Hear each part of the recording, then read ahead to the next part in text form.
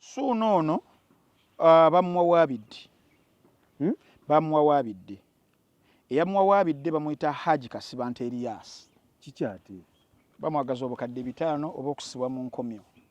What? Obukadde 5. Mugamba n'omugamba mukulu Suuna Ben ng'okyabita byakubalaata ng'okyazannya. Ebbaluwa eno tugikopingiddeko ne CID director. Ate ono mukwano comedian Maulana. Maulana tekiki. Shubura akomyewo.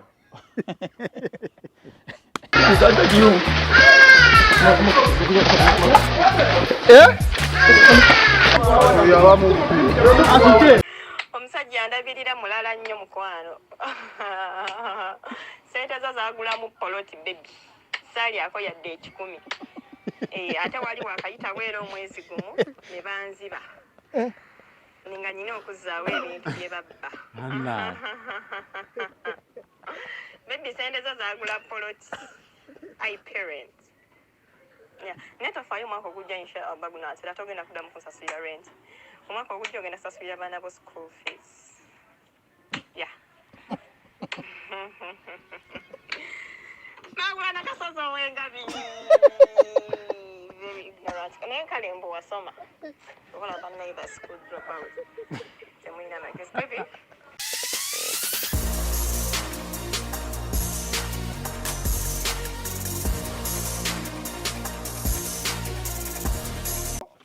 Kansokene ya mukwano gwo. Suuna Ben. Kiki ate? Bamwagaza obukadde 5 obw'okusibwa mu nkomyo. What? Obukadde 5.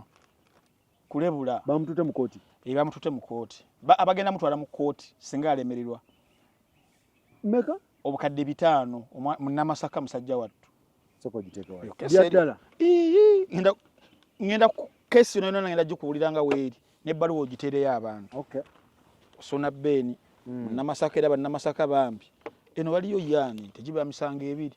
Ono nalukola ya gulimu baba. Nga mukambwe. Nalukola yali mugwa Suuna Ben. Gulimu. Nayo. Kakati ate wano ndabawo mukwano gwo. Bakwano bo nga balabye. Ani ate? Ate ono mukwano gwo comedian Maulana. Maulana tekiki. Shubura akomyewo. Shubura. Sente ze bamuwa obukadde 10 pepepe. Shubura atabuse. Atabukidde Maulana. Amusindikidde odi enkambwe nyinda gikuzanyira. Obukadde 10 bamuwa kooti. Yasazeewo n'abulya bonna. Abo bonna bonna no bakwano gwo misango gyatusedde ewange. Guno omusango omulala ogusembayo ate gwa Shiba. Tandise nani? Suuno ono. Okay, tugende maaso. Suuno ono bamuwawaabidde. Bamuwawaabidde. Eyamuwawaabidde bamuyita Haji Kasibante Elias. Haji Kasibante Elias. Ngono omu ku batabani ba Al-Haji Sentamu Yusuf Karoddo. Family member. Karoddo family? Yes. Family member mu Karoddo family. Wawabira Suuna Ben. Kati yawabidde Suuna Ben yoyo Haji Kasibante Elias. Amanya njagala ogakwata amanya. Kubano we tugenda wazibu. Haji Elias Kasibante. Haji Elias Kasibante. Yasibye munnamasaka. Wa Karoddo family. Karoddo family. Haji Elias Kasibante. Yes. Otyo. So Yusuf Karoddo Sentamu yoyo Karoddo original. Okay. Bannamasaka bamumanyi yeyo family gye bayita Karoddo family. Naye ye yafa bamba Al-Haji Sentamu Yusuf Karoddo. Yafa. So abaana be n'abazzukulu be ne babeera basigaza legase ya taata waabwe eya Karoddo. Otyo. Era babamanyi mu Masaka monna nga abayisiraamu abagundiivu. Ab'ekitiibwa. Era abasinza obulungi Allah. Okay. Era ne values z'ekiyisiraamu nga bazitwaliza ddala mu maaso. Kakati mwana wattu ng'ennaku z'omwezi 2 Septemba 2024 n'ennaku nzikuwa mukwano gw'onfiira bulago Suuna Ben yali ku mukutu ogumu ogugwe ogwa TikTok ng'ali ku live n'abaako ebigambo ebityoboola ebimalamu ekitiibwa bye yayolekeza famire ya Karoddo. Otyo. Era mbadde nkusaba ngenda zanya video eno nga sinagenda mu maaso. Because we mbasijizanye omuntu ajagamba yatyoboola atya. So nsaba njizanye mulimu ebigambo ebiyinza okuyitira ojja kuyamba otekemu kali nja bijjamu ogire nga bimukola ke kali wano bu video babadde buyitirivu nnyo ke kano tambi obutambi tutandise bwe tuti teka kweyo Kalondo muri embizi agamba ta Kalondo Aisha webale nyo baleta tata abana ulidde nini Kalondo bakusoka kufumbako tulyane Kalondo embizi abo bakusoka kufumbako jajja w'abaana abo bafumbibwako bufumbibwa bw'aba tannafumbibwako batategeera ensi ekikozeeko fudde kiri ku TikTok nakyo oba binoonyaako ki naye bwekyobomanya kyonna kiri mu bishalya kinya bwekyoba omanya ebizigo teyabyesaaba yagwamu bigwe ono yagwamu asidi nawe tewayiriza bizigo ambasado ono yagwamu asidi abasiraamu katera okuwumbawumba amatama g'omuntu n'alabikako bulungi naye baba Kalodda osimanyani agage gaganya okuwumbawumba agage olaba gayise n'okuyiika kyonna yenayina amatama kiri wano kisirika binnyo yese kirika akapande akalanga poko joyinti suna buyizi Kalodda family ate Kalondo famire byebiki Kalondo famire byebiki mulina ki Kalondo famire mulina kye mutugamba era baba bali ba Kalondo betumanyi bagwa balina kye bakyatugamba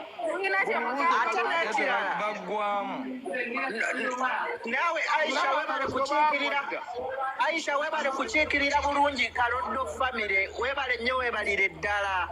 ekigwe kennyini avaamu mu Kalondo famire bibengeza amatama wenna olinganga gwe kennyini ajjidde simanya mu Kalondo famire mu Kalondo famire olinga embizi ekyo tukijjeko engalo tukimaze mulunda mbize wamwe waliyo ekiyumba Kalondo famire mwagwa mulunda n'embizi n'okugiya bagirya kizikulira mu bbanga ttono tetumanyiyo mulunda embizi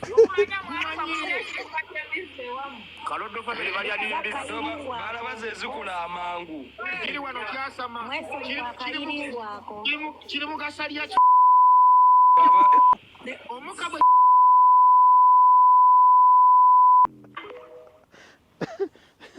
bone munansaasira okuseka naye ebyembi bisekerwa ekisinza osesa ku vidiyo eno gwe babivuma ejje etya okubaawo kuba kati twagala tuve eyo paka mu kooti gyebalaga vidiyo eyo mu kujja musajja mukwano gwaffe bambi Suna Ben abadde ayina endoolito zaalimu ne mukyala we Nambwayo ensi yonna yonna ekimanyi naawo buli muntu yalina opinion ku kyo abantu ab'enjawulo kyali mu public kakati ono omukyala amwita Aisha Kaloddo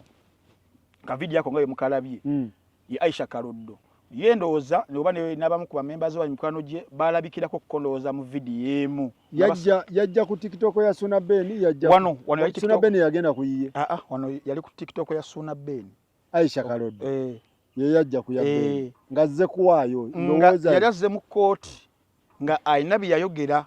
ku Suna Ben kirabika ng'ali mu sapoti ya Nambwayo ku ndoolito ezaaliwo kati bano baali bamuddiza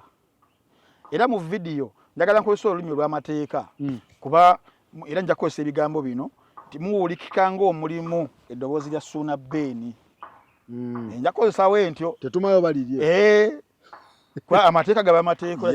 kuba ne Suna solyega si lyange so njagamba nti muwulikikamu ng'eddoboozi lya Suna Ben n'abantu abamuli emabega besimanyi omukyala n'abantu abalala so Kaloddo najja ku live ya Suna yajja ku TikTok live ya Suna ateese ndowooza ateese yalina mukolo ogumu famire ya Suna Ben yali mukolo ogumu nga omulaba mu green we ne bamuwa naye nga tazzaayo atunudde butunuzi bw'ati mpwangali ng'embwesudde ekyuma nga tabitegeera ne bamuwa abamuwa bano bagamba nti Kaloddo balunda embizi bazirya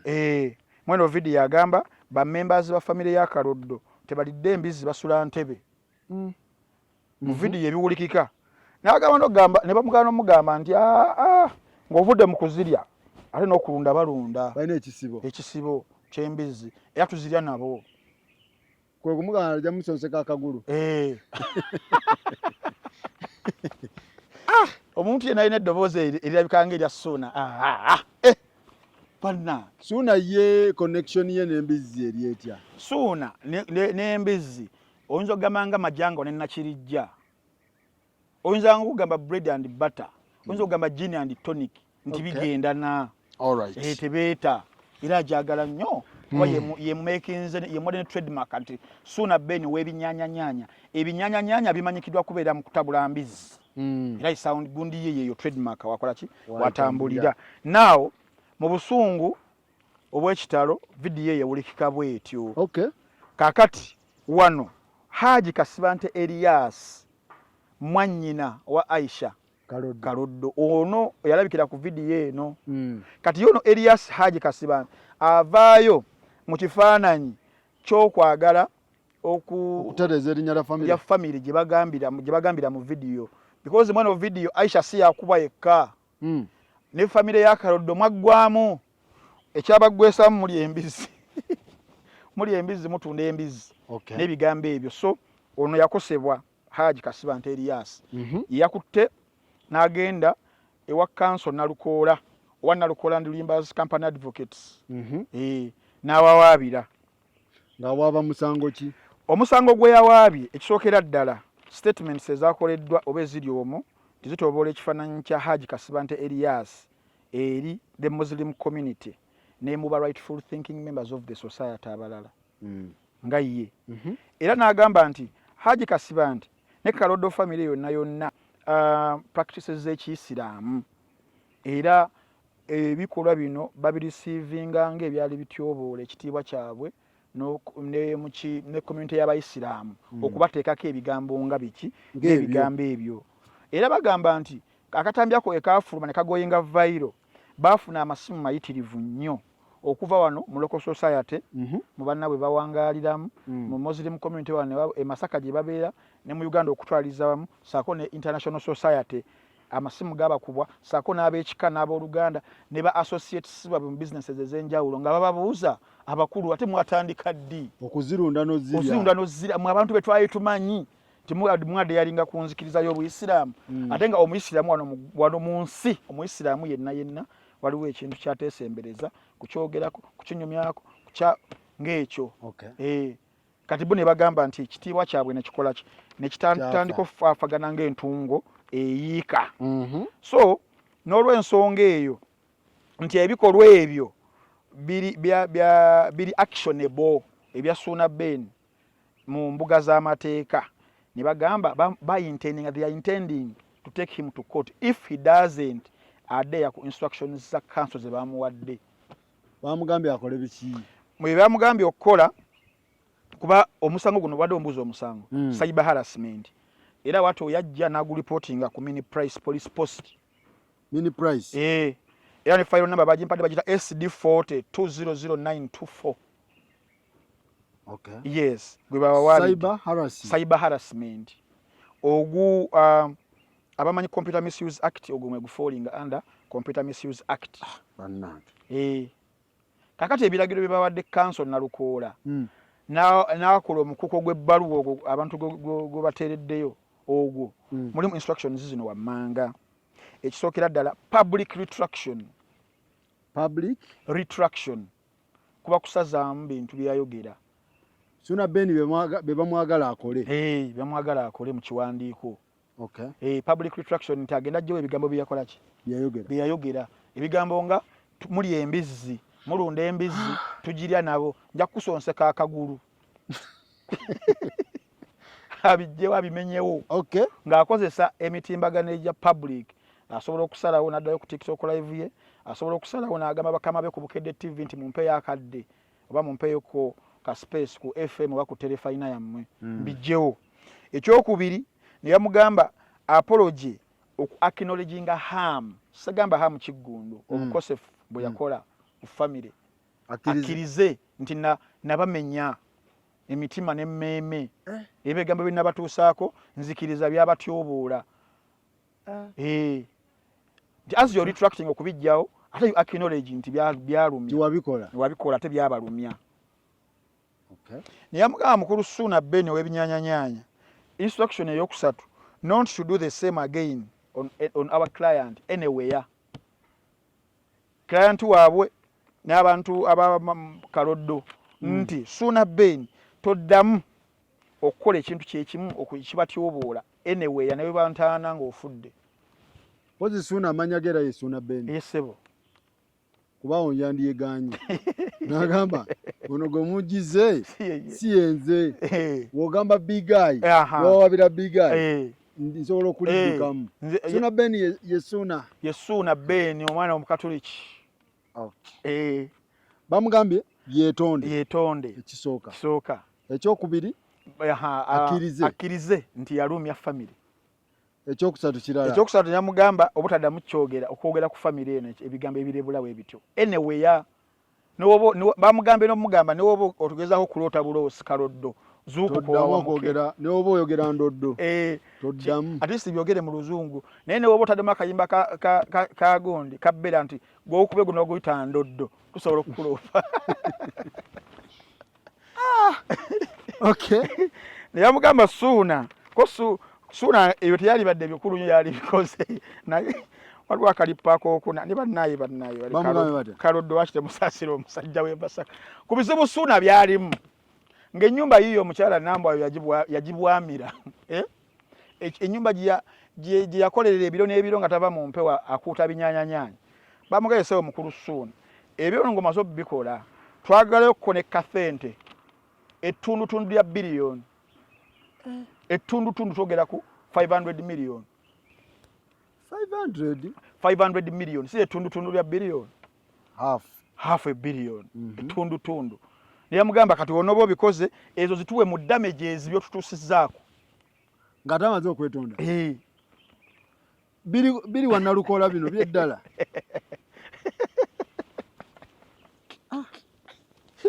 kati ate okwetonda aba yeetonda ng'agenda sasula payini byonna bikole weetonde menyawo toddamu twogerako ate n'ekirala Ssuuna soka okomewo tuweyoko ne ku 5 awo miliyoni 5 kugambye bamuge tuweyoko ku mpuuga baagala mpuuga ennyumba tebabanga babala nnyumba ate awo njirekera Nambwayo angamba ya Nambwayo obukadde 5 musajja waffe Ssuuna Ben saawa zino tuli kati fenga mikwano gye tuli mu kuyisa akabbo saawa tugenda yisa akabbo essaawa yonna singa baba tebakkaanyizza naye amugamba woba olemereddwa in fact bamuwadde ennaku 7 upon receipt of this 7 days yes zatandise okubala ku lunaku lwakuna kati obala olwokuna nobala olwokutaano lumu tobala working days tobala weekends kati leero Monday luba lunaku lwakubiri nobala olwokusatu olwokuna olunatuukira olwokutaano Ssuuna Ben waaba tanaba ne bamugamba n'omugamba mukulu Ssuuna Ben ng'okyabiyita byakubalaata ng'okyazannya ebbaluwa eno tugikopingiddeko ne CID director CID yes criminal investigations alinako copy atandike n'eddimu ly'okunoonyereza ku misango gino bamugambye Ssuuna Ssuuna we namukubidde kasimu nosene mukubira munywanyi we Tone mbazire ne mugamba Tone omunemeseza nnyo ssebo kubanga tonziramu nga Tone agamba Ntambi simanyi kumanya ne mubuze baluwa yo mwagirabye Tone nangamba Ntambi ndeka n'okundeka kubiri omukulu TikTok agenda zalira abantu timbagano zigenda zalira abantu ebizi akabasa kubanga ekisookera ddala Faruku omukyalo oyo mukujja ku TikTok live y'omusajja oyo n'atabako kyayogera ng'asirise busirisi nga bamuvuma yo yali mu kavidiyo ng'atudda bw'ati Aisha ng'atunula bw'ati babimuvuma byonna ye nakumba akolaki akuŋŋaanya bujulizi tetulowoozeemu nti they preempted nti no Ssuuna ajja kukola ensobi ne banne bamuteekeko egundi ekikufu bamuteekeko ekintu ekikufulu bamusetinze it might have it seems it can be otherwise but for me it seems like it was already set up kubanga basooka ne bamusosonkereza nga bali kusaidia Nambwayo ndowooza ne abako bye boogerera kubanga ebyaddala logically no one in their senses niyo tuba tunyize okwogera ebintu ng'ebyo ebiyitamu nga tewali muntu kitegeeza omuntu ate kye kyakudamaginga kino bbanga ate kinene naddala ng'okimanyi mukyala mu Isiraamu famire y'Abayisiraamu n'otabirekerayo kati aba famire ya Kaloddo basooke batuwe suna atuwe yava ku okugamba omukazi ono ebigambo kitegeeza omukyalo alina bye yagamba ki anti essaawa zino tebiyamba byete byaliko obujulizi tebiyamba essaawa zino ekiriwo kiri nti ono yatuttemu agenda twala mu kkooti naye mugenda mu kkooti suna simulalu kuva eri n'agamba ono anti ebyo tewali gye byavu ebyo biyamba public eno kati essaawa zino byamateeka byamateeka essaawa zino kkooti kyemwetaaza just yajja agambe binayogera bituufu abakulu abo bali embizi era nze omu kubakuta amaseppiki obanze supplier n'obujulizi buubuno yo kkooti kyeyagala awo Ssuuna aba akituvuddemu bulungi ng'awadde kkooti obuki on the other hand ne bano because baga he who alleges must prove naye proof eri ku parties bbiri neewawaabidde erina provinga kkooti obutuufu bwa vidiyo eyo era nti baali bagamba bo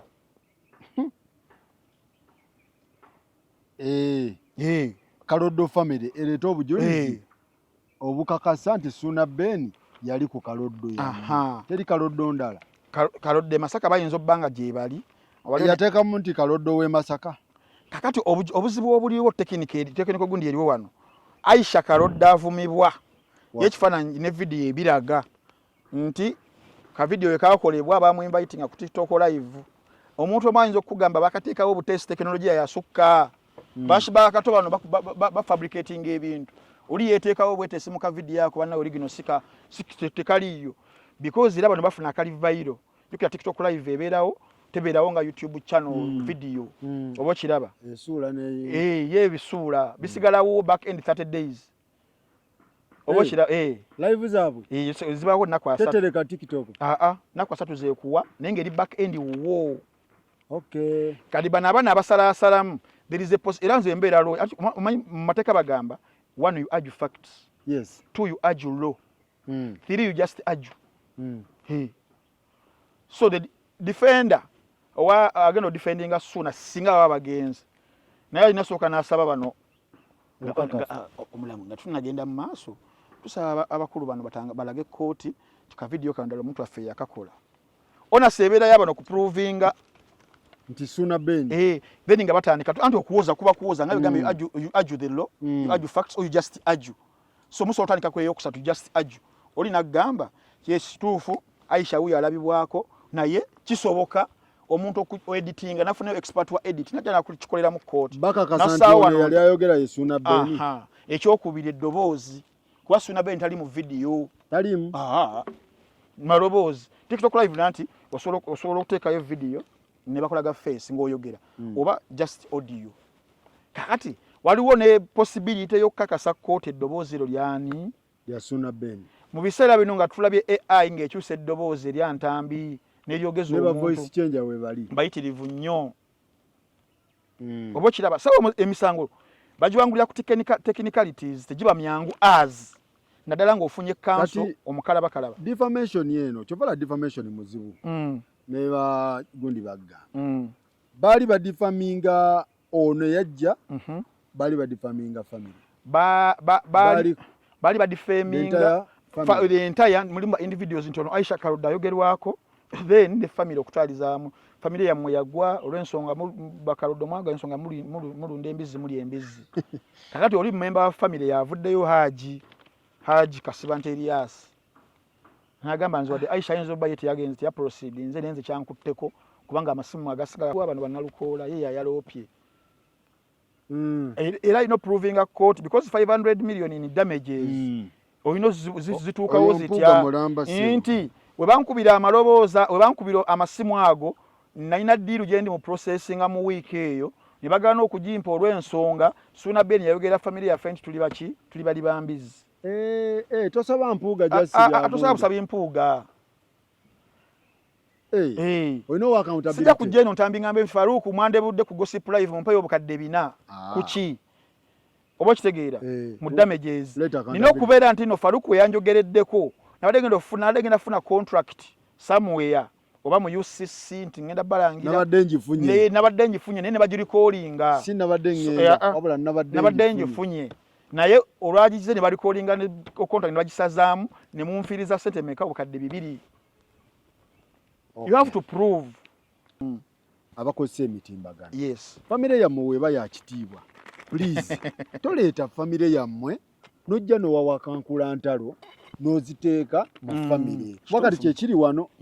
bwe tutegeera nti famire ya Kaloddo bantu bavunaanyizibwa mu society. Towakula. Gwe omuzzukulu oba omwana wa Kaloddo oba senga wa Kaloddo please tojja mu public kuwakakula ntalo.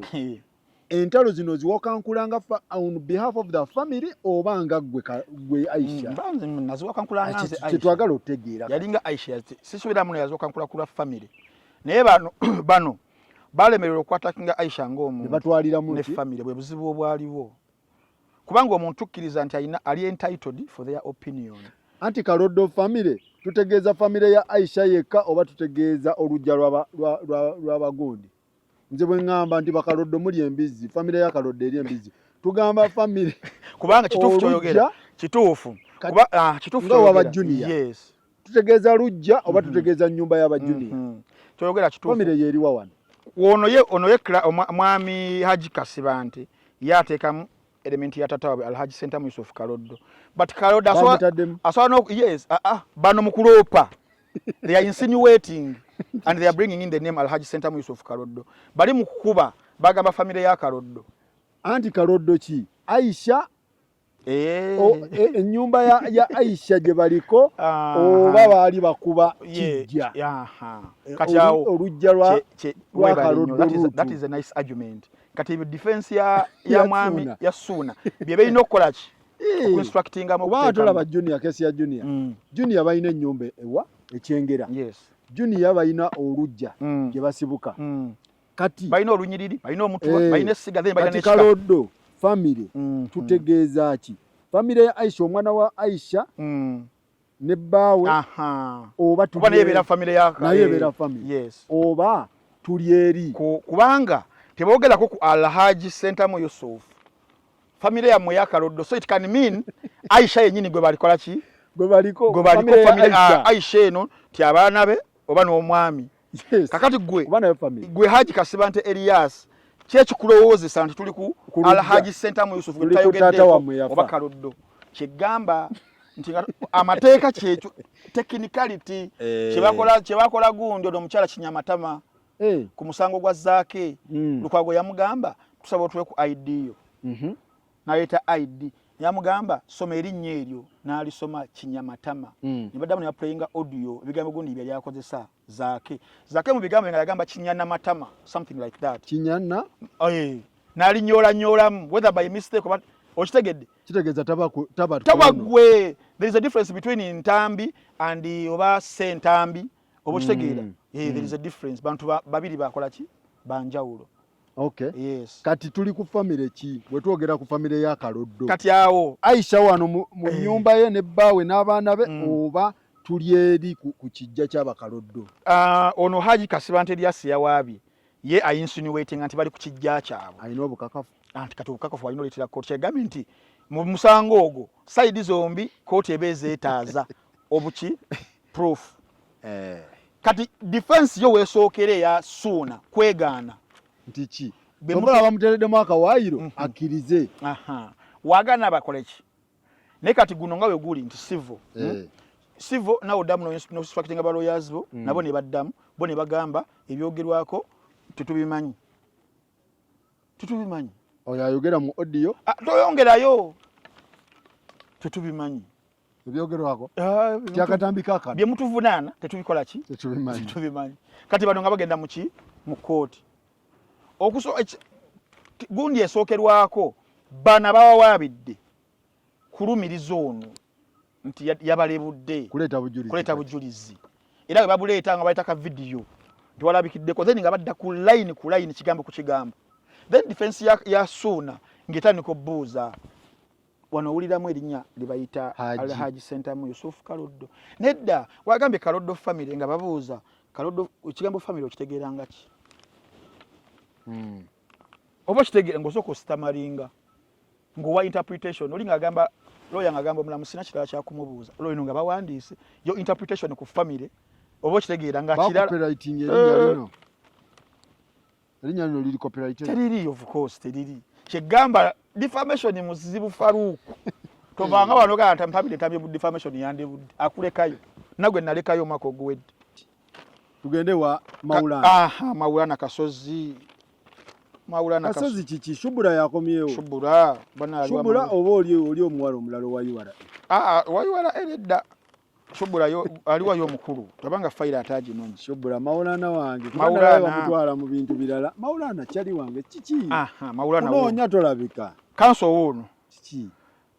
Shubura akomyewo mujjukira twajja wano ne tudiscussinga embeere yaliwo nga Maulana akwatiddwa ku police ojjukira waliwe bamugobera mu bitooke bamugobera mu bitooke video nkabatere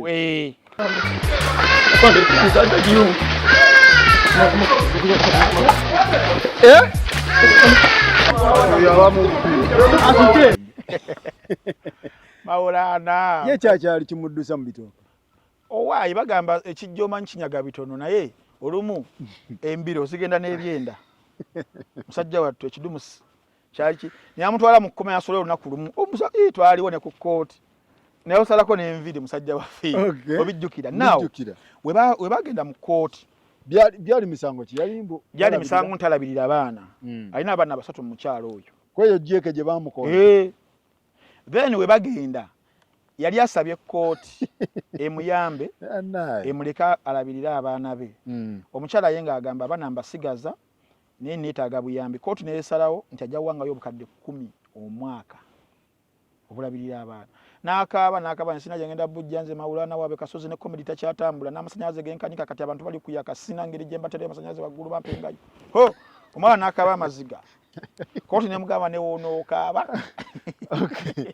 tetukugiramu wadde 10 era watu omusajja watu netwesondasonda sente awo ba Alex Mwangi ba Chusi bantambi ba Success Motors netuwaayo sente nemujjayo Maulana netujjayo Maulana bukadde bumeka 10 bwakulabirira abaana nga balina okusoma balina okwambala balina okulya n'okusula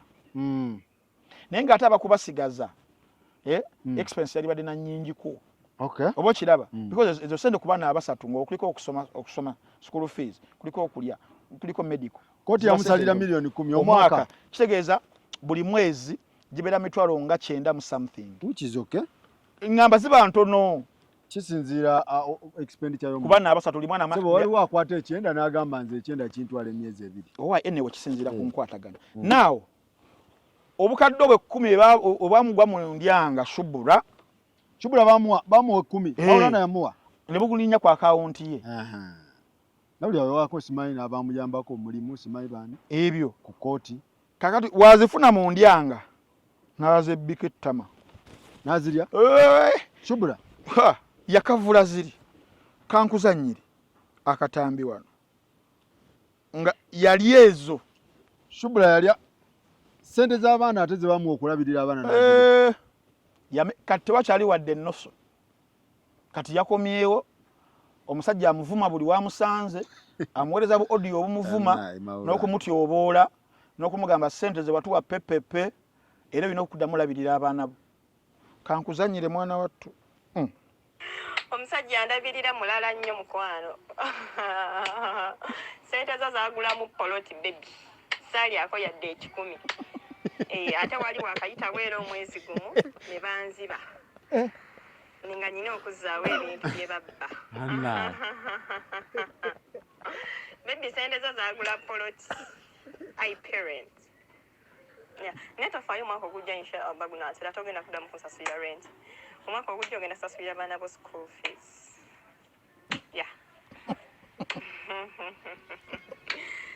Maulana Kasozi owengabi very ignorant naye kale mbu wasoma okola banaiba school drop out temwina magezi baby munasonyiwa oseka naye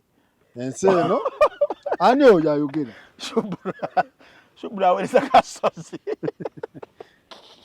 Soko demu akantu. Kaddemu gaseseka. Wale mbona nsonyi oseka naye ebyembi bisekerwa. Tekisoboka. Kanzire. Agambye atya? Omusajja ndabirira mulala nnyo mukwano.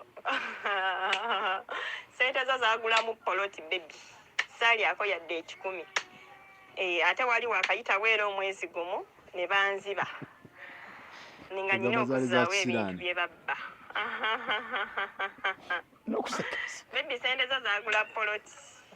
I parent. Yeah. Netofaayo omwaka ogujja inshallah bagunaatera togenda kuddamu kusasulira rent. Omwaka ogujja ogenda kusasulira abaana bo school fees. Yeah. Mawula nakasozi ow'engabi. Very ignorant. Naye kale mbu wasoma. Obona bannaiba school drop out. Temulina magezi baby. Ani school drop out? Mawula nataani munnange. Naye Maulana yagwa mu kintu. Bannange. Shubura mukwano. Nedda. Kitegeeza. Kikakasibwa. Nti Maulana abadde asasulira omwana ono rent. Yes. According to ODN. Bwagamba. Tofaayo next year. Togenda kuddamu kusasula rent. Kitegeeza Maulana abadde asasula ki? Yes. Rent w'omwana. Nti next year ogenda sigala ku school fees. Kitegeeza ne school fees z'abaana. Maulana bambi asasula. Yes. Yabadde alabirira. Menye ensonga za Maulana. Ekisookera ddala bannayise eyo ebyembi bisekirwa ne odi esesa mu mbeera zonna esesa namwe turamuyita Maulana kasozi nti wangwamu ko kirabe the school drop out obutasoma ne Maulana school drop out Maulana yasoma electrical engineering Kyambogo gwe bayita school drop out guys school drop out but whichever ensonga zino nali manyi twazikola ki twazimala twazitereza kuba Maulana yatuukiriza ne odi eno omuntu ngeri gyobo giwuliddemu yonna confirminga nti n'omusajja ebiragiro bya kkooti yali yabituukiriza yes yali yabituukiriza claim yono sente yazigulamu poloti endala ne bakola ki ne bazibba yazigulamu poloti y'abaana eyiye ndoze yiye ku lw'abaana I don't know naye yagamba yazigulamu poloti waba wakayita omwezi gumu mu balance yali asigaddewo kati ku bukadde 10 poloti oyinza gigula luddawa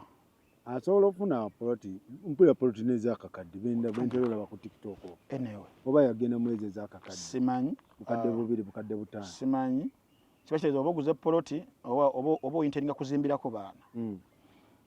endala balance tebakola ki ne bamulya mbubamubba ne bamubba rather kitegeeza ne wabeerawo deficit ebbanja eryokuddamu okutuukiriza obuvunaanyizibwa obulala nti baana kusoma renti era Maulana nasigala nga badde akyakikola regardless biri ebyabadde naye nga sente yazimalayo zo zaali za mulundi Maulana yaddayo omukazi ono kale kisinga okuluma omukyalo ono nti Maulana yagana okuddayo ewuwe mu byalaavu era Maulana abadde receiving audios eno yeri clean era gye nsazeewo zanya leero waliyo enkambwe bansindikidde audios impitirivu naye eno ye ndabyemu nti notojja kutyoboola nnyo toleta enkambwe yeri clean naye nga nawulidde ebintu kiki omukazi kati kyayagala bw'aba Maulana mwamutwala mu kooti n'akwata milioni 10 n'aziwaayo kati problemu eri luddawa kiki mumwagaza Maulana because Maulana moved on kati mu kumuvinga on era mulimu audios nawulidde ng'ono ekisinga okumuluma love Maulana alaba namulangira osaba ogeze n'okgeja kwezusizza nnyo okitegeere oli eyo yamugambye layini ya saha oli mu city weeyagala nyatakulaba okitegeera n'ebiringa ebyo ogeze n'okgejja tulotukole tutya ne bukazi bwobo bozungazunga nabo olowooza omukazi yali akyayagala Maulana laavu tefa laavu tezifa namukubiddeko yagamba ki Maulana n'agamba ekisinga omuluma mu byonna baana be nti one abaana yagambye ate Maulana bakovu abaana bekitegeeza endabirira ntono endya ntono okiraba ekyokubiri babagoba fees abaana okiraba naye buli wawulira nga ateekayo bambi n'ekisukka okiraba ekyokusatu omukyalo naye mukko ne ku Johnny Walker nsaniya agira akola delivery nti mutambuzeemuko okutali badde musango nti oli kakati yamanyi engeri yatambuzamu obulamu kale naye okubeera nti nno responsibility ngene y'abaana okuvaako ng'okola ogwo omulimu weegutyo kyagukola nga abaana bamalana balaba mbw awakaawo mukazigo kiraba byebimu ku byo ekirala ojjukira omukyala gwe naggambako Bridget Namitala si sagamba muno yesenga w'omuwala ono ngamba Bridget sengaawe kakati Bridget oyo yali nga amanyi okumuwerezawerezaeko ku buyambi shubura naye kyatuuka ekiseera nga womanyi omuntu omukubi w'ekyeyo obuvunaanyizibwa olumu bubeera bungi oyinza obutatuukiriza buli omu n'omuwa oba buli omu n'omukusa waliwoko ka deficit akaaliwo nga naye tali bulungi bye yavuma ono yavuma Bridget nkuzanyire audio ozirina akuba nkambwe tumuleke sobola tumuleke tumuteekayo waaba nkambwe muleke naye nga ate famire ya Shubura weeri ne omwana waabwe yabalima naye Bridget abimanyi bino byonna mama waali mama in fact waliwo audio emu gye nawulidde ng'awoninga Maulana mama wa Shubura ng'amusaasira kale ng'amusaasira mama amanyire muwala we taata naye nina audio gye naguddeko naye taata akolera nawo kato waliwo garaji eri awo bambi omusajja wato naye asaasira mutaba asaasira mukamwana nsonga ezo bo omwana bakola ki bamuta kuba yabalema bakola buli kimu era omuntu yali nga mweyimbyemu abere nga mutereza yali sengawe Bridget naye bamuwa ebibye n'akita okiraba kakati omuwala yoyo audios ze zivaayo ng'abalaata naye Mawula naye ekisinga okumuluma nti yali yasaba kooti bambi abaana be ebamuwe abere nga abalabirira oli ye amuvinge on n'obulamu bwe wasalawo obutambuza atya oba atya naye kati eri kiruma musajja kubeera nga bazaala mu mukazi abaana guba musaayi okiraba naye ng'akyali mu characters bwe zityo weeraliikiriramuko ku lwaki ku lw'abaana bo ate kooti nga yambaladde okukola ki okustampinga so Maulana ayagala baana oba of course ye ali ku baana ate omukazi amwagaza ki naye kati talina ki kooti yamala kati tasobola kuddayo mu kooti n'asaba osobola okuddayo because mama waba yefudde bwati osobola okuddayo mu kooti nayo osobola okuddayo era amagezi genjo mumuwa waliwo kanso wange gwemanyi wa family genjo omukwasa kanso wange kanso Mulemeke ya Isaac ensonga ezo ayinza ozikwata mulungi nnyo mu family matters muwe Hamza oba ne Hamza Sekamatte basobola bombi ne baddayo ne bayita grounds eziraga nti nno obuvunaanyizibwa omukyala basobojja mujjako abaana nga waliwo waliwo grounds kwe bayimirira ng'ezo zemmenye ne audios ezo singa nazo bazizannya sola zizanyira wano naye mu kooti olina oleeta obuki kooti era bazizannyanga bikambwe bityano naye simbeera si nnungi nnyo tugamba kyakuyiga eri abavubuka abantu betuchuzinga to be our spouses for life abantu betuchuzinga okuzaalamu abaana tulina kuyigira mu nsonga bwe ziti omusajja yangamba omuti omukyala gw'otanazaalamu maana toyinza tosobola mutegeera omutegeera omaze omuzaala kyaginoonyerezaako kituufu omukyala nga tonala kumuzaalamu oba naawe omukyala ng'omwami because it is waliwo ne bannyinaffe ababonaabonera muki mu bufumbo nga abasajja ate beefudde karakita ate endala omuvubuka gonna tanazaalamu n'omukyala nawe gw'otanazaalamu tojja teweeyibaalanga nti olina omuntu ogenda mutegeera ng'omaze omuzaalamu obudde ne bugamba by the way mukama yampa blessing oba nafuna omala kikola bino ng'okyali omwana omu oba babiri oba basatu ne waaba omu n'ab'omu siba kunyumizangako abali ku gundi tebuuke abali ku mpiso omwana ogwa omu naye maama abali ku pisi kati pasita Nvujengo wamuwulidde ye naye saba zino omutima gwa taata guzze abaana myaka 5 takola ki tabalaba lapa ensonga zaabo zo mpanvumu biwanvumuko buli side eyina grounds zaayo kisinziira but si byangu ayagala laba ku baana naye ye baana tabalabako 5 years yagamba bakulu baana boyo basologama katugende tulabedda nkugambye omwana abamwana bamukulu bamutogo omutima gw'obuzadde teguliko myaka andi kyengamba ndya bano bakulu yes bano bato tebalina myaka toddlers myaka 5 3 6 wegityo kuba omukulu agamba angenze wa mukulu yesalirawo of course omukulu asobola okwesalirawo regardless naye ensonga z'abaana bazadde zikaye Maulana kati naawo bavubuka bannange abawasa n'abawala abafumbirwa awo kati no kituwamu ekyokuyiga bwogendo zaalamu guno maka gutuyigiriza stories zino olaba ne gituva okukola ya Suna Ben naye era nfunamu byakuyiga era sina gwe nsalira musanga awo sigusalira Nambo ayo sigusalira Suna nfunamu just byakuyiga oyino peakinga awo namo ba junior wonna byakuyiga tujjamu byakuyiga kati ate ebintu bya Maulana bino bitwalira mu Rain simanyi lwaki bimutwalira because it is a duo ekolera awamu sets bazikola wamu ngate tekitwala ate gwa Suna gwanja tekitwalira mu nnyo tone mbazira tone ye lwaki tone tekimupiking mbazira approve nze muna sobola okubeerawo nga tewali Suna waliwo sets shows zako na ate Suna bagamba Suna ina amaanyi ku mbazira yes some maybe waliwo abantu abamu nga they can overshadow others but when sometimes tosola manya muntu manyi goli nga atono akyali mu kifaananyi obo kitegeera sometimes oku appreciating the underdog ona inasoka nava mu picture nogamba bulijjo obo kitegeera nekine kya Maulana kya affecting Rain Maulana kiringa Chiko Madrat kigwa ku Madrat kikosa Chiko bulungi naye kigwa ku saga ya Suna nga wajuli wale udde ko mbazira ngakola statement wadde ne mbazira tebamuyingiza namba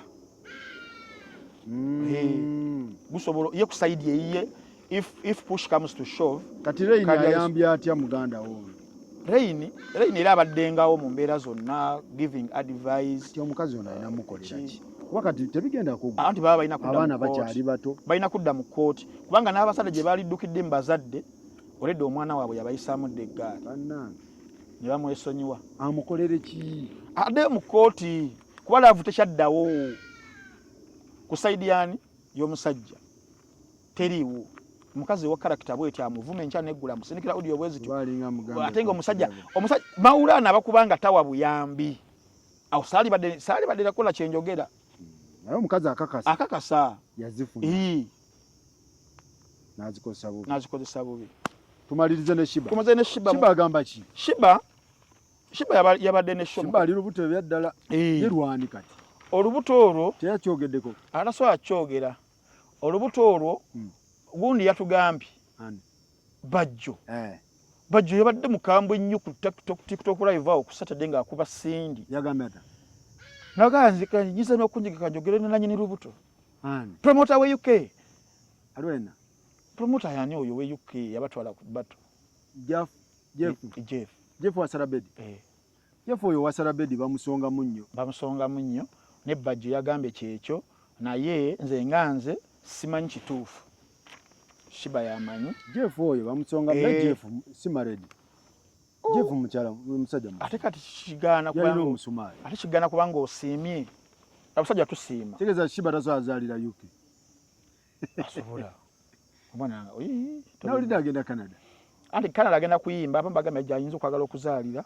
but Canada UK wali ngomaze okujja Bajjo yagambye nti promoter we UK yewe yagambye n'abala babadde babyogera naye Shiba yamanyi omutuufu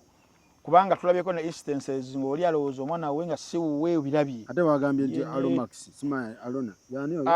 lindeka naawe ate sinza abeerawo Shiba tikate muleke namwe kukakanya Shiba bamuyita ndi omuvubuka Elon Max yoyo Elone ng'omwogerako bubi kiki mpitibwa kasajja lwazi naye munda kateekawo embeera ze ŋŋonderera ng'eryenvu kateekawo embeera ku stage kateekawo abaana ne bagamba mbuke kagulimu musajja nga tulabe talina kyalimu yeyimbira nnyimba ze za mukwano n'aleeta akamuli ne mugamba gwe Eloni bikiva ku mukyalo oyo okimanyi Shiba yatukoledde n'akantu awo akagundi gender revealing yagikoze anti kati waliwo mu gender revealing mulimu colors bbiri ezikozesebwa nga themes mulimu pink ne blue yakozesezza blue abeera w'abasajja mulenzi pink nga namulayine ka pink blue yabadde omungi ate abo ne bakiwanuuza abandi babalongo era bajjo yagambye olaba nga si balongo atemweko omukono okusira square Shiba agenda fuuka naalongo okusinziira ku bajjo we yagambye ate okusinziira ku theme ya show kala zombi yaziriviirinze wadde blue yabadde mungi kati blue asobola ba waswa anaaba akubyani Shibombo nsatule bano bakopi kato Shiba n'akubawo abalongo ne Shiba kubawo abalongo naalongo samali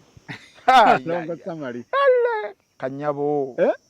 mukama kawa abalongo bambi kale mukama katonda kayo kyoyagala ne kasumulukuke bulungi kanyabo bana baba kubye ng'akubaani nani bombi gayaza salama gayaza ne ali ono yagamba nti yewasiza omusajja ani yawasa ne bannange sanyu atandifa ku sanyu sanyu nkwagala sanyu yawasa sanyu yagamba yawasa omusajja ya rabbi omusajja era yali ewaka yagira abantu babitaputa bulala n'agamba si nali ntegeeza ntambi mundeke nali ntegeeza nti nakoowa okutambula nenezimbira ennyumba omusajja yalina okujja mundeke entambi ennyumba ya sanyu ennyumba ya sanyu omusajja yajja n'ebikunta bye gyali bed cover 2 nekigirikooti kikyayambala ekiro n'olubugo that's a miracle jja nabyo naganze kati nzize asura gayaza kati awo nakasajja wonna bamanyi kijja bijjo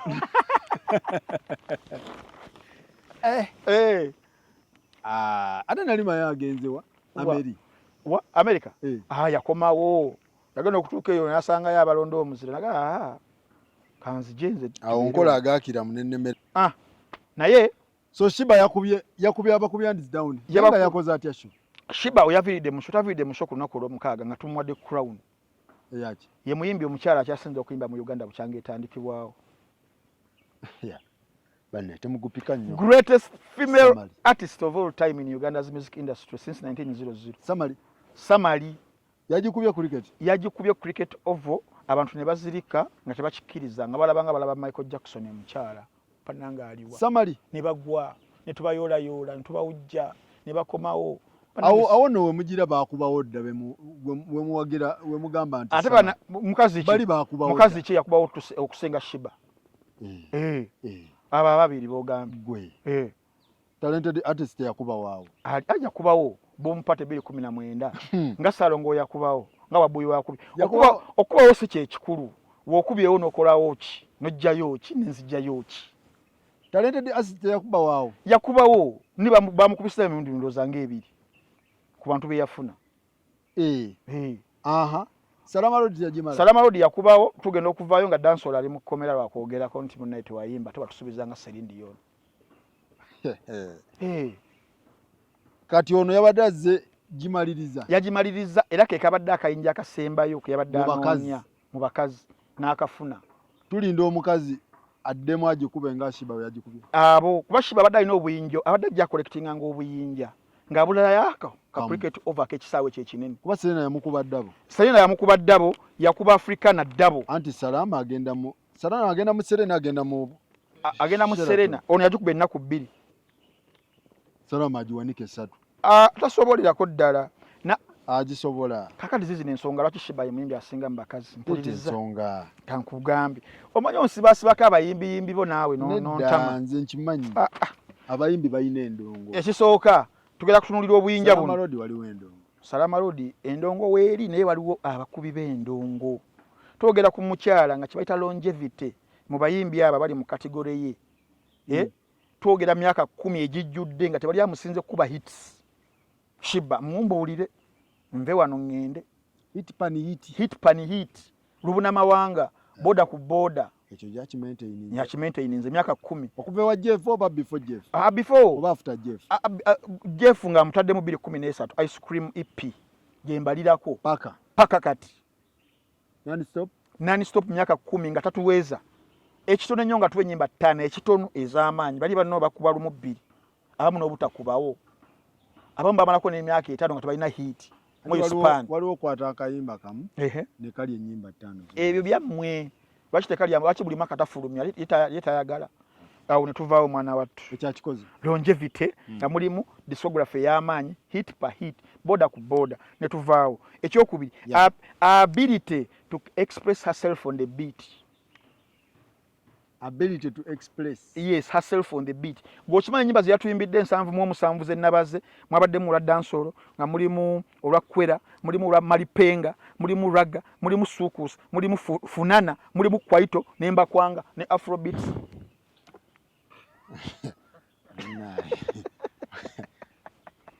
Shibali lubuto mujja mupika ayabiki ability to express herself on the beat ability achikola ngali versatile bana batasobola shia kuba kakati mala kwanga balema tebajja musobola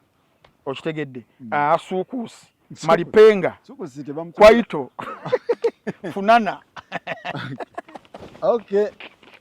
awo tebamusobola the girl is very versatile okitegeera ekyokusatu streams and airplay kati airplay wano mu Uganda tubala osoka nobala radio nobala TV togera ku zi countdowns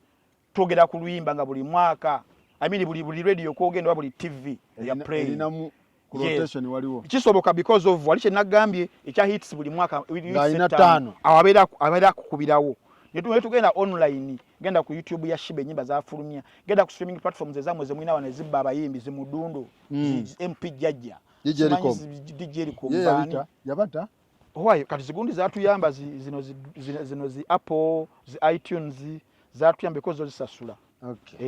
awo na Shiba abakira bana abayimbi bana abakyala ekyala concerts and their success si concert bu concert wojukube has it been yes byali 2016 ojukira bulungi nnyo netuddeyo 2018 omwoyo concert nkutidde 2018 agamba waddemu nawe wabon party nakuba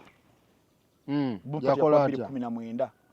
najja nakuba erugogo nafuna sijja genda ibe yafuna 2022 netugenda mu covid awo buli omu nabiranga ali waka netukomawo 2022 nga takava mu covid bwetuti natukuba Serena nakumeka 2 days teri yali akikoze okiraba 2023 natukuba bato nga teyasasudde omuyimbi we compatriot we yamusasudde anange olaba ejjogo lyakaana ku kasama ajja kupika omukazi 2024 nakuba lugogo nakafula akagogo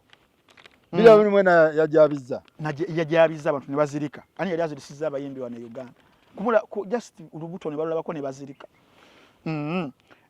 wane walala post Jeff management inti abantu abasinga bali balowooza Jeff katadde Shiba 2019 Shiba awedde mwana watu atemwe muri zino concert senya show bili za Serena show ya 2023 ya Bate Kololo abantu emitwalo ngena nene ya lugogo nze mbuliro omuyimbi kwabo abadde ne management emugeze mu vehicle abo banayimirira ku Salama Road ne gundi Salama Road Gayaza ne wano bana abawano industrial area anti argument yange she's the greatest of all time bakazi kati bonabo namba zinze buli mukazi ajje management tulete industrial area yes tulete Gayaza industrial area tuje wininwaji noja veku songs astaninga nga Shiba tugende ku Salama Spice dana veko roja tulete Nina Rose kali mukazi wa time ata butubaleta nsonyiwa kaloka sita toleta argument ene ya Shiba's greatness bade pimwa ku bantu batano Rema naye tumulete nga ali solo uliriza argument ya greatest of all time baba na abantu abajirimu si buli omu tontonka kasukira manya obadot nedda mubadde mushiba tuleta female artist asibonna female version ojakulita ne Gloria Buji okuba muyimbi mukyala nange nvaako yaguze ne Subaru abantu bundi ne bagamba nti business y'amagulu efuna kiralo yaguzeewo baba amugulidde yaguze Subaru business y'amagulu efuna kiralo Shiba karungi argument agibaddemu because zino longevity bichi Rema mwali mu argument Wininwaji mwali Cindy mwali argument je tuliko Cindy mwali ya greatest of all time bayimbi abachala Rema tumuteke Rema mwali Nwaji mwali Shibaji baddemu Cindy just ye mu general Spice abo tebalimu ababiri by the way Spice nani ne Cindy tebalimu abayimbi abakazi abakuba batekewo tumenyemenye huzi kale kamba tebe obansibyeko kale baba no abo si batano batekemu then saine ndongo by idea kale tewali buzibu Spice yakuba Freedom City tewali buzibu najabya nakuba kano kalugogo kamwe nakafula akagogo najja Africana teyakakubadda ani awo Spice teka mutekemu to become the greatest of all time you have to tick boxes same tuzitikinge longevity Spice ajja banga longevity miaka 10 ajiweza sija isimanja agero celebrating ne because yajja 3 years later okay awo tutikinge anyway Spice tumulesi tewali buzibu yes tumulesi then mubali banamukadde ntujja mbabiri sorry namukadde okikayana kale abeddamuko tujjayo Juliana tujjayo Irene yes bebavayo mu generation yes ne bajja mbana abaana baleti yes nawo ne tutandika okuwumba tuwumbe tugaziye who is who nkugambye awo longevity emyaka 10 kubano nga mikwafu mwaka ku mwaka mwezi ku mwezi babali mwaba bali babiri mwe bracket je tukoze Rema ne Shiba Juliana tajja nga batusulira hiti ku hiti mwaka ku mwaka because Juliana Kanyomozi ajja 2 anti Juliana ajja kugamba nze mbadde solo kituufu anti tujja genda yo mu byaso anti kugambe tutekinga box ku box katuli ku challenge vitenge ujipakinze mu nyimba ezikuba mwaka ku mwaka 10 years bonna 10 years nga buli tumuwadde 10 years just bonna tutikinga kibala Juliana 2 omukome 213 kale ogamenti wanabadde mukuumula tujye 10 je no tujye 10 je obo kitegeera Shiba abasinga abo bonna okiraba awo natikingawo ability to express themselves on a beat nkubulide bikabya music Shiba byakuba kubulide mulimu Sukus mulimu Funana mulimu Malipenga mulimu Kwaito mulimu Nemba Kwanga bano balizanya dancehall za bulijjo raga eza bulijjo ne afrobeat za bulijjo then Juliana nakola R&B ne soul Rema mara kwanga nedda tamukuba afrobeat sanzo zikubamu na fusinga dancehall liba kalo katono asolo kweta muko ku dancehall ne Irene in fact Irene is much more versatile than Juliana waliwo style Irene gondi Juliana zatayingira Shiba zonna ziyingira R&B amuyingira neda tamuyingira nakuba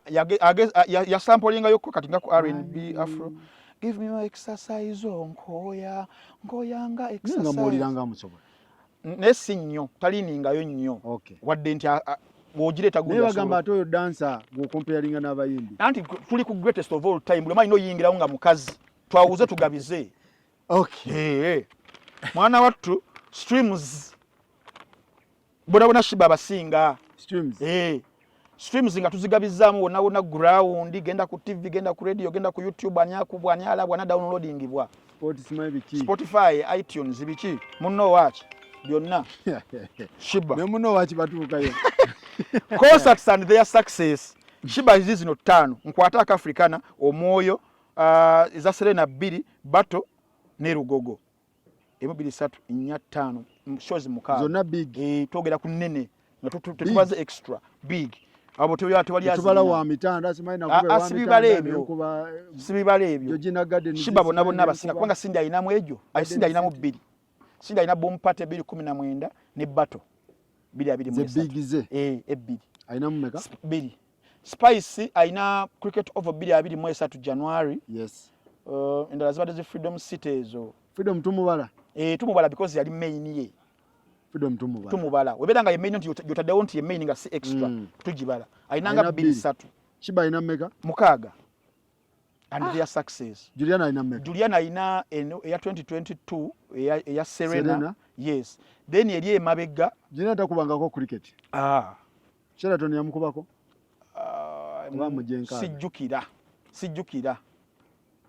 sijjukira okay yes kale ogenda okulaba nga Shiba awone ku concert abasinga ne tugenda awalala aw'amaanyi kibayita commercial value nga commercial value mwe muli bookings international local wano tubabalire wano kuberoko lokoka okitegeera ti bookings anyasinga okubookingibwa sindi tajja kujja kubakomyewo obukomire mu myaka 10 tubale myaka emikwafu sindi tajja kujja wao akomyewo wano late nga bamuwadde comeback Shiba ne Shiba kuba 2013 bangamba shinda akuba eyo obugundi gundi kituufu obwo webutyo bitamanyi na kumanya bukiraba autospa biki na live buli lwakuna webityo netogera zo kugenda Arua genda Kumi genda Koboko genda Pakwa kigenda Mbale Shiba Mikolo Mbaga high school university ruddawa Shiba bonna abachira tugende ku endorsements omuntu category ya jirimu spice awo abatta era spice tubala ki tubala amazzi spice amazzi tubala miliki namulabako ayina amatage yaliko okay tubala betting ainako yes ebyaddala spice abasinzo funa kuki ku endorsements obuzibu endorsements za Uganda fees zibera undisclosed tutusobola kumanya obo kitegeera kuba ne gundi ne yafunye endorsement Gloria Buji yaki mba Nigeria bayina energy drink twaliyo n'oyo muzeeyi obo kitegeera isa obingo ati mnange kakati endorsements spice eyo box nakola kina bakaba nkagitikinze kanyabo okwetunda mu bantu togera ku fan base iri natajja iri ntajja fan base era Shiba abasinga kubanga kyekimusoboseza okubeera nga asobola collaboration ebiranga tubala bonna abakyala endorsements fan base Juliana giyayina yamala nekewa because music yali afuluma kitono era in fact omuntu yali space ya Juliana mu fan base yali Rema wajja yasanga void ya bantu bani ba Juliana abo webatyo bamweripako n'agitwala naye Juliana buli bayagala okutegeka bajjera still abayina bwa bali classic yes abayina as Irene is wategekera bajja batwapika nnyo twapika nnyo Rema shows big shows Rema ina watakuba cricket yamukubako tamukubangako ate cricket minzani lwakuba cricket ennaku zino begudde vali gwe basalongo John yesalongo ani we nedda Julia basalongo bonna bagikuba anti bagikuba n'ofunayo bameka salongo yafuna abantu 27 anti kati minzani yawo anti gifunu gikubo George Jose ku Serena nedda ya maanyi nto ino gikubako wini nwaji yagera n'agikuba Cindy yagera n'agikuba Spice yagera n'agikuba ne Shiba kati ku concert wini n'abasinga bule mufunya box jatikinga then tubali toto crowd wini yabasinga wini yasinga wini yasinze Shiba okuba cricket of yes wini yagikuba yes eno mwatiki era mbayimbi ba loko wano yasinzo jijjuza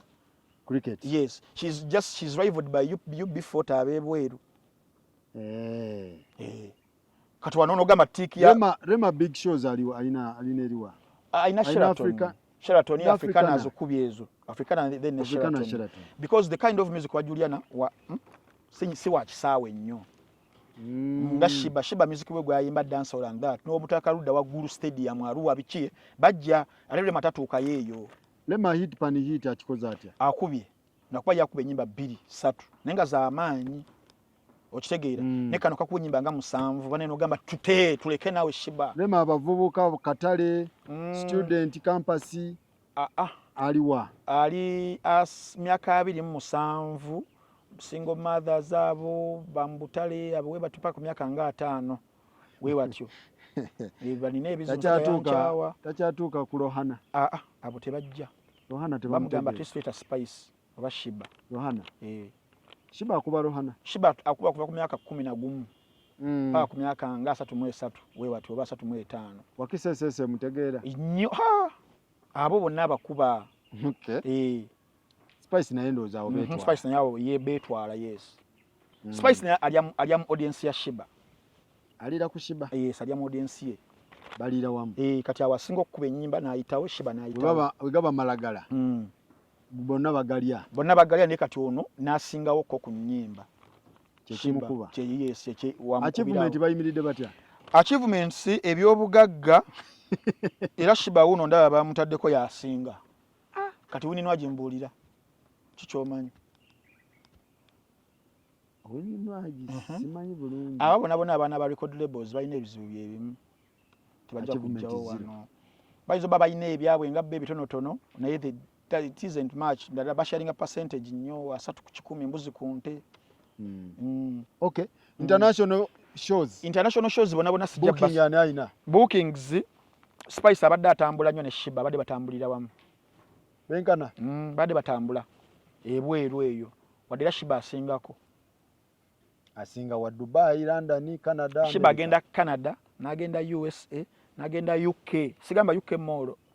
UK. Awo wonna Germany, Sweden. Nga yakamaliriza concert ya Omwoyo. Oba yali kutuwa ya Sweden oba Eastern Europe. Gundi Scandinavia. Sende ze baamuwa. Because tulina n'okubala ogende ebweru bakutwalira ku Mecca. Naliko ne Bebe Cool oyo otanaba kunyigira. Ne bayita D ng'agenda Bahrain luddawa n'abasaba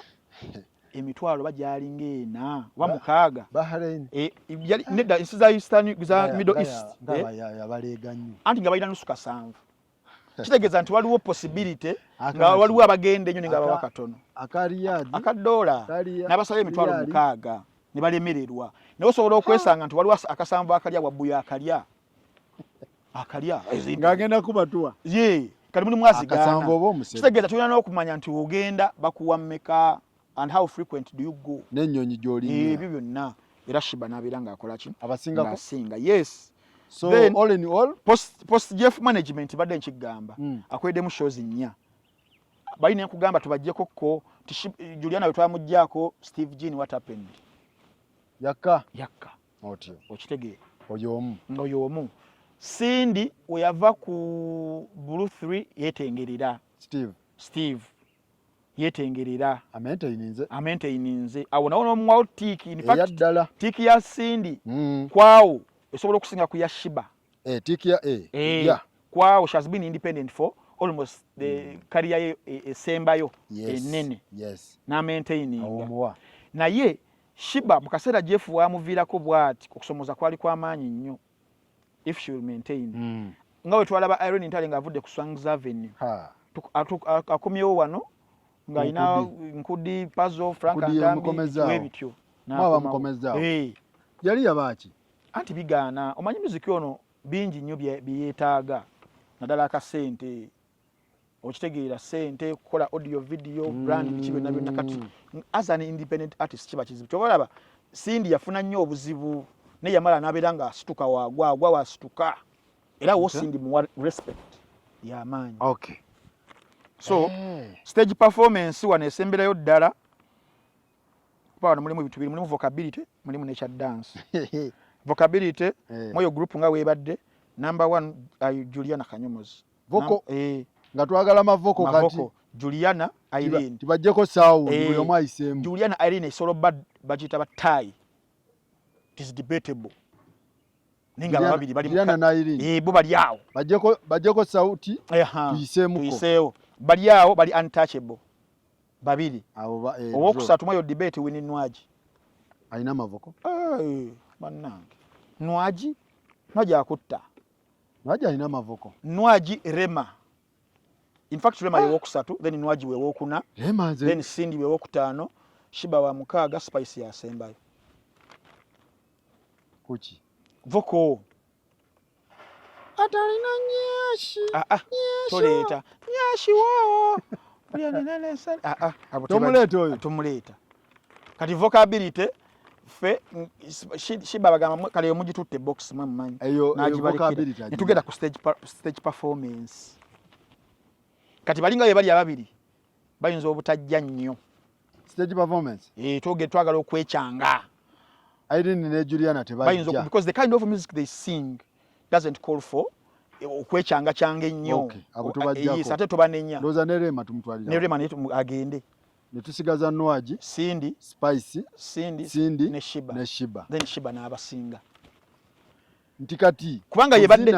kubanga utwagenda mu battle ojukira argument yaliwo nti yamwe ajja tusinga amazina naye wano ku ddoboosa ajja tusinga Nwagi ono tasobola dansi amusobola naye maama oli omwana Shiba oba kiki omwana yekyanga ku stage so performance okukyamula okukyamula stage presence na biki byonna Shiba anti waliwo okubanga weekyanga naye nga stage tosobola gimanaging Shiba nene kuggwe Shiba agimanaginga bulungi asobola bona bayithe balungi Nwagi mulungi mu stage performance Cindy mulungi Spice mulungi Shiba mulungi basatu oli sijja muteekako nnyo si mu bubi stage nga nene nga katonotono nga Shiba kuba stage genda moyo genda kumi genda luda bweze nene bayiramo nsi tekeelo anti kati appearance y'omuyimbi ate bode bali ababiri sijja bateeka enyambala nga ayambadde tugende anti because era abakazi batunda nnyo kibayita sexuality so ba sex appeal kati sex appeal ani bali bo emyaka gyagenda mu koto jja baleeta mu bato y'abaana bato tojja baleeta then Nwagi yali abakubisa bode saba zino yafananyi bazenga yajiwa Gloria Buji yabiteredde Gloria yabimuwadde yaganze ebigi njivuddemu n'avaawo kati Cindy nagaba nenze bawala nkuze nina mukuzaala siriyo nnyo katubali fina bano babiri Spice ne Shiba we yafunye olubuto n'agira muga kali ka Spice katukalekere beauty ka beautiful Spice makiriza ka beautiful Spice kati Shiba wanazaala kitegeeza obuyinza bonna kati mubulekedde sex appeal ka Spice Diana webale era kwa jirina katugeza okutikingawo Spice nga tutecha beauty netugamba kucha manager nga tomulina no standing nga Cindy nakola ki natwala vocal ability Juliana ne Irene bakola ki batwala wini Nwagi natwala ani concert yakuba cricket over kututabo crowd najitwala kati babigabanye bana si Shiba nasigaza bino wamanga longevity ngokuba hit after hit ability to express themselves on a beat twamuwadde Malipenga Fofana Kwaito Mbakwanga streams and airplay tuli ku bintu bisatu concerts and their success enyingi Shiba natwala commercial value Shiba natwala stage performance Shiba natwala therefore ku gossip live onako olwaleero Frank Ntambi n'akikanyako ne Farouk ne amazina amala nakkiriza badaganye ndi Shiba she's the greatest female artist of all times in Uganda. Ndakusaze manchoro. No, ndakusaze nsawo. Byebyo wewe mbabye bona mwadi buli omba wade rema ability to express yourself on the beat. Tutwalira mu freestyle wonna Cindy Cindy freestyle ajja tutwalira mu ka freestyle awo session awajje tutugede mu Mbakwanga Kwaito mwebalire ddala sibula abatula ba muganda wa abali ku gossip live okubasibula nsoko kubajjukiza ku baganda bafa bamu no watch bagamba gibere emitwalo 3 egya Uganda oberengola ba films aba videos ba Uganda abenjawulo munno watch osobola kugifuna ku simu yo ku Android ne iOS kweri ne ku www.munowatch.com Junior abadde Germany yakomawo films azikolera ddala bulungi nnyo video jingo yakutumira jinga agamba jali mulungi Salongo katandika lutanzi mwagala nnyo Salongo bangamba kwali bana tulikola yodi wizi huu ngawe tujukoza wano kubayindi abakyala tukategorizinge ba wizi huu tujajikola nabo bakolere gundi boxes tukole boxes kyoluzungu anakuwa story y'oluzungu nga yentufu anakuweyiye tulabe ndio mugere we kuba kuvuga ani nti anatasobola kola sci-fi nga kabongo nnyo sci-fi nga ngobongo bungi vije kigota wa tuwewo tunagumenya bafuni tujaleta yenga jingo nkwagala nnyo amina jingo kwali ku munno wachi emikwali Junior nkwagala Shaukani omumanyi yali vije afayo mu ndeba yatukolera 24 nga tuli bato vije maka ye yawumula mu film yazikira yawumula mu yomu ku legendary abamanyi era mba legendary abasatu mu film vije maka jingo vije HVQ vije Junior tujja gumenya ogwo ne muganda wange yangambye ani wa sports gundi Shuaman Segawa tumenye n'ogwa ba sports ba sports commentators abasinga and analysts abasinga nawulidde mbu yeteekamu naye Shuaman genda mpola Shuaman genda mpola era Shuaman sagala jali imbe bantu ojja kumpita ku olwo ngenda kuyita obeerewo Shuaman yangambye bonna abakira Shuaman alimbwa nze empita mugamba bamusinga alimba kuba yangambye tegusuula nti nedda omugobye tegusuula tegu alina awadi sports uspa yamuwa tegu yali mulungi naye yamala n'akivaamu katudda ku longevity. Tulina ba Yusufu bali luno, tulina ba Lumansi, tulina ba David Cheyune, tulina Ivan Karanzi, tulina ba Stuart Omugenzi, tulina Mark Makumbi Omugenzi,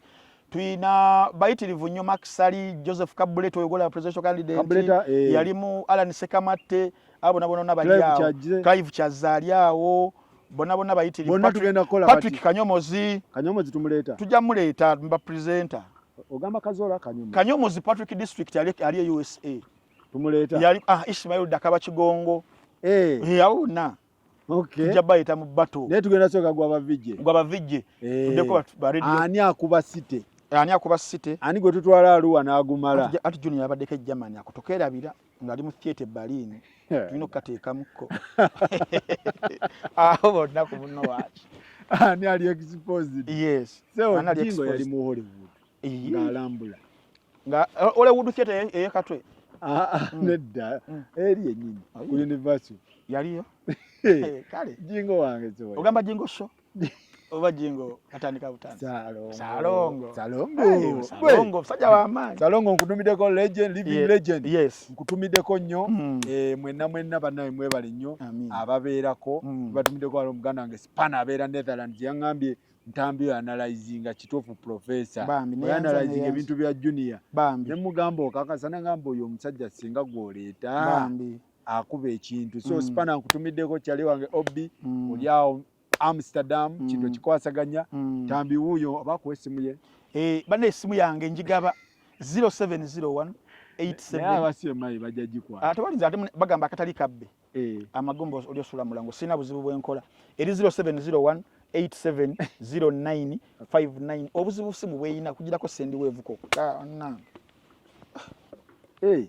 ojo kuba teyitamu pose ne message WhatsApp zijja